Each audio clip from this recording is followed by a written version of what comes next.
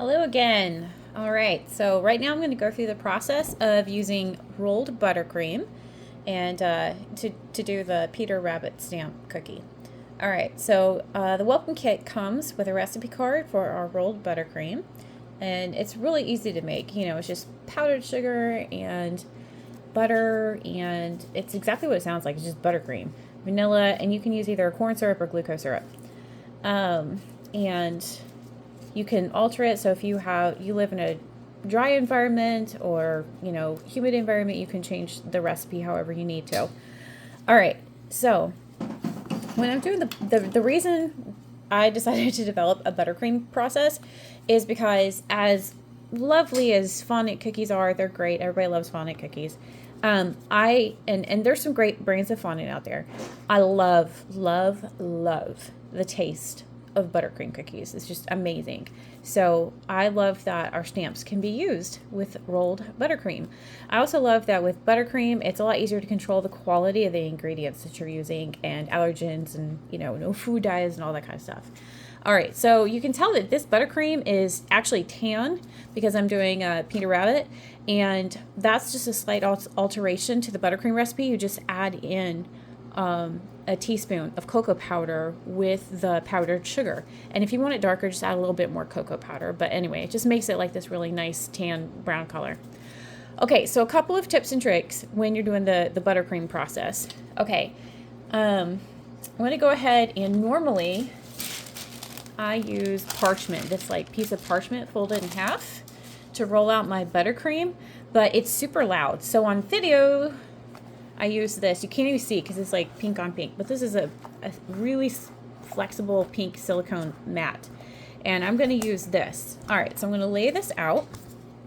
Oh, by the way, in our stamp collections, I'm going to try to like zoom out so you can see this a little bit better, but all of our stamps come in these collector boxes, and you can see that it should look very familiar to you. And so we've got Peter Rabbit, and then right down here, by Little Red Hen Baking Supply. Anyway, they look lovely together on a bookshelf, and it makes it so easy to find what you're looking for. Back when I used to do dessert catering, I can't tell you how many times I bought certain stamps. Like, I think I ended, by the time I quit dessert catering, I had like 5 butterfly stamps because I kept taking jobs going, oh yeah, I got a butterfly, and I couldn't find my cutter anywhere. So anyway, this is like keeping everything tidy and organized is a very big deal to me. All right, so the first thing I'm going to do, so I've got my bit of rolled buttercream here, okay, and I've got it on my silicone mat, okay, and I'm just going to roll it out flat. Now you want it thick enough to where there's enough thickness to grab all the detail in the stamp, so not too thin. All right, so I've got that nice and rolled out. Okay, and I'm going to take my cornstarch. Let me move this up a bit. And the cornstarch bag comes with the welcome kit as well. And I'm just going to dab a little bit of cornstarch on here, and a little bit of cornstarch on Peter Rabbit. And also, oh, in the fondant video, I forgot to put cornstarch on the stamp. It worked because I'd been using this stamp, so it was already, floured. Or corn floured, Anyway, but just thought I would mention that you always want to put the cornstarch or corn flour on your stamp. Okay, I'm just gonna kind of brush that off. Okay, so I'm gonna go ahead and press, and obviously I do several of these at a time when I'm making for a big party or whatever, but I'm just gonna do, okay, see, I didn't press that one deep enough. Okay, cool, that's fine. Now I know I need to go a little bit deeper. Okay, this table's super squeaky, so I think I was afraid of pressing deep enough. All right, so here we go. And now I'm lifting the mat up, and then voila, we got Peter. I ripped off his ear. But you get the idea. I should have done that a little more carefully. Okay, so I'm going to take the buttercream cutter. This is why we do buttercream cutters. Not only does it help get the fondant in the stamp if you're doing fondant, but if you're doing buttercream, it's going to help you cut out exactly that shape, so you don't have this offset right here that you're grabbing. Okay, so I'm going to take all of this buttercream and peel it up, and I'm just going to set this buttercream aside for later. You can roll it out and use it for the next cookies. Okay, so I'm just going to set that aside. Okay, So now, and I've got it still here on my silicone sheet. See? Okay, normally I would be using parchment, but it's too loud. Okay, so I really like to, and this is my trick. You can stick this in the freezer, like put it on a cookie sheet and put it in the freezer. Because if I try transferring it, I mean, it might be fine to transfer it to the cookie right now. But it's sometimes like it's really soft and floppy, and so I don't want to rip the buttercream. So what I'll do is I'll either put this on a cookie sheet and stick it in the freezer for like a minute, and then it's stiff enough to easily move it over to the cookie. But I found these, it's kind of hard to show the camera. It's called Rolled Ice Cream Maker, and it was like $15 on Amazon, and it's just this freezer plate, and I keep mine in the deep freezer. So what I'm going to do is I'm going to take this and put it on my freezer plate. So that right there is actually freezing the butter. Okay, and then when I'm doing, so when one of them is on the freezer plate, I'll go ahead and roll out another one, especially because I kind of messed that other one up with his ear. Anyway, I just want to roll it out. Okay, so one thing about chocolate buttercream, sometimes it does kind of like the cocoa powder makes it dry out a little bit faster. If you ever find that your buttercream is like getting like kind of dry looking, like crackly or whatever, you can add vegetable glycerin. You could add more, not glycerin, glucose or corn syrup, whatever you're using. Just add a little bit more of that. And if you use food dyes to color instead of cocoa powder, it's not really going to have that dry out problem. So less of an issue. Okay, whenever you get anything stuck in the stamp, just pull it out with your cookie scribe, and each welcome kit also comes with a cookie scribe. Yay. All right, I'm going to go ahead and re-flour my stamp. Just a little bit on there. Okay, I like to brush the excess off. All right, now I'm going to press this down, and I'm sorry, but my dining room table is going to be super squeaky, but here we go.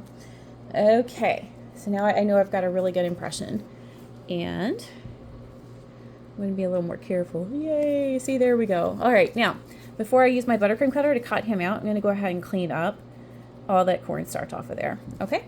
And again, so this set also comes with this white cutter is the cookie cutter.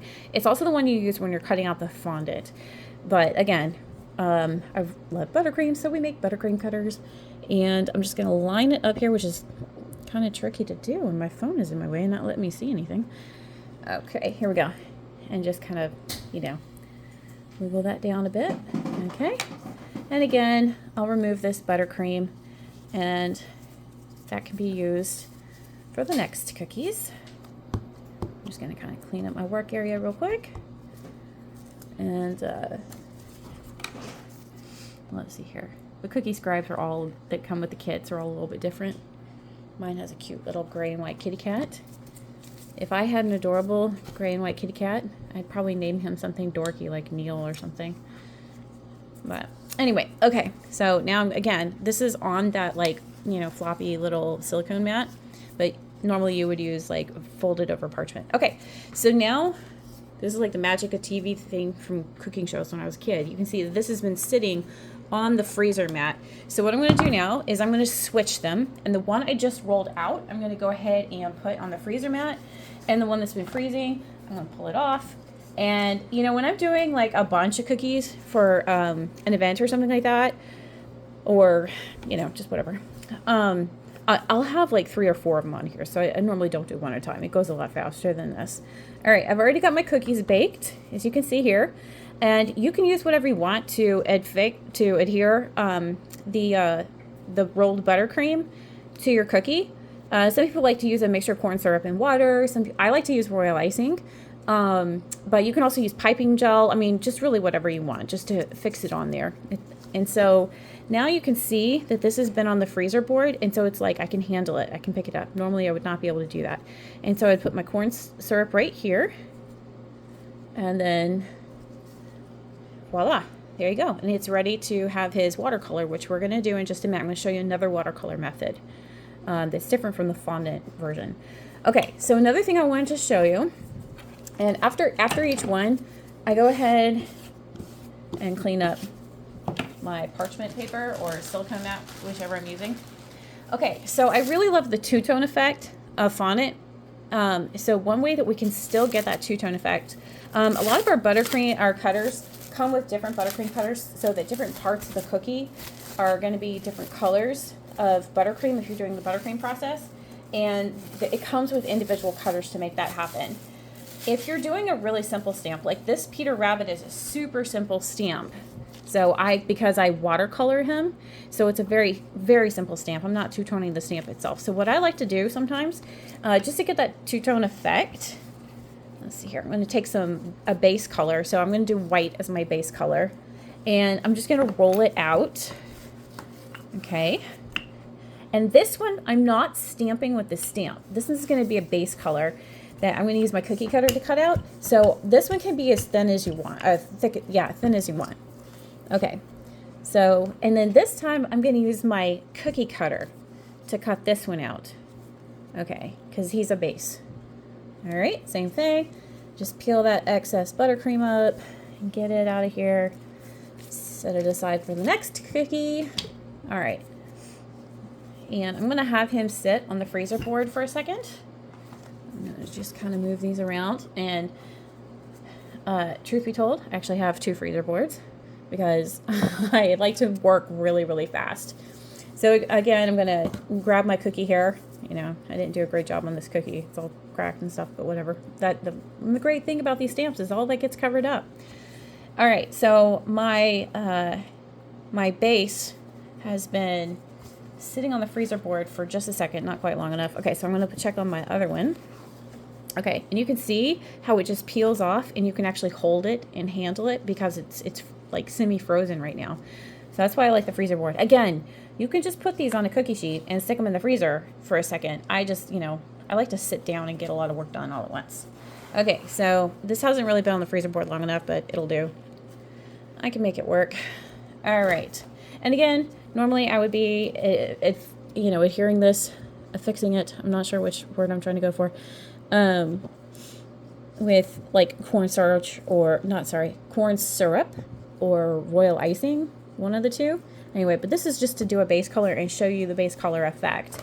Okay, so now I'm going to take that frozen Peter Rabbit stamp, and I'm going to put him right here. Gonna get him situated on there, and there you go. So now you got that two-tone effect. It's a lot of buttercream, but it's totally yummy. I mean, wow, you gotta try one of these buttercream cookies with a cup of hot coffee. It's amazing. Anyway, but you still get that like really cute two-tone effect. I don't use artificial food dye, especially in my buttercream, so it's gonna have that natural ivory color. You could add titanium dioxide, which is white food dye, if you wanted it really bright white, like the fondant, but I really like the natural palette. So, all right, so that's that. Okay, so next I'm going to show you a different method for coloring your Peter Rabbit. And this, you can really do this with pretty much any stamp. Okay, so another method, so the Peter Rabbit set, as I explained in the fondant video, it comes with food dye, and it comes with pink, blue, and brown, and you'll see why in a second. And then I just mix a little bit of almond extract, or you could use alcohol, some sort of strong alcohol like Everclear, or somebody said something about rose alcohol water. I have no idea what that is, but it sounds awesome. Anyway, just some sort of alcohol that's going to dry really fast. Okay, here is another method though. So I like these food dyes, which unfortunately are not natural colors. One day I'm sure they'll make food markers for us that are natural colors, but that day is not today. And I'm just gonna put a little bit of the color in there. And then another reason I like this method is because it makes for really light color, which really fits with the Beatrix Potter look really well. Okay, and I need to get a better bottle. That bottle is not great. Okay, and then I'm going to use this paintbrush. This paintbrush also comes with the welcome kit. Okay, and I'm going to go ahead and let's see here. I'll go ahead and do this guy. Okay, so I'm going to go ahead and paint his jacket. And as you can see, it's a little faint. It's really hard to see these colors on a camera, which is why I did them like really dark colors when I did the what was it? The fondant. I kept my food dyes like super dark because it can be so hard to see on the camera. Let me see if that makes it a little bit more visible. Yeah, there we go. I think the camera's picking it up now. And the lighting is here, and here is not great either. All right. And I'm just going to apologize in advance because a lot of my videos are not going to be great because I really like to work at night, which means my lighting is not awesome. So, all right. So that's how we would do his jacket. And then, you know, you just kind of complete the process. Just, you know, rinse it out with your other colors. I like to do, here, I'm going to show you on this one. So I'll do the pink for his ears. And just put a little bit of pink in there. Pink, pink, pink. Pink, pink. And then pink little nose. I think pink nose is just so cute. You could do his eyes pink, but I don't know. I always thought bunnies looked weird with pink eyes. So I'm going to do some brown. I can tell right now that it needs to be darker. So I'm just going to add more of my brown marker. Here we go. All right. And I'm just going to dab a wee little bit on his eyes. And do you see how it's like, it's, again, the camera doesn't like picking it up, especially with the bad lighting. But it really just keeps that watercolored look better than, you know, the food dyes and stuff like that. It also makes it so that these cookies are super fast to make. And so for drying this out, you just want to have it dry. I always use the almond extract, so it usually takes about 12 hours on the counter, or cookie dehydrator for, you know, 30 minutes or so to dry. And well, everybody's cookie dehydrator is going to be a little bit different. I say cookie dehydrator, it's like just a normal dehydrator, but it's super handy. Okay, and then that's it. And you can see how we've got that really soft watercolor effect. So that's our Peter Rabbit stamp. And let's see here, it comes with the whole kit in the book box so you can keep it all organized. It also comes with food dyes you need for painting. So that's it. If you guys ever have questions, you know, just leave comments below. I will check and get back to you. I'm always here happy to help. So hope you have a great day. Bye-bye.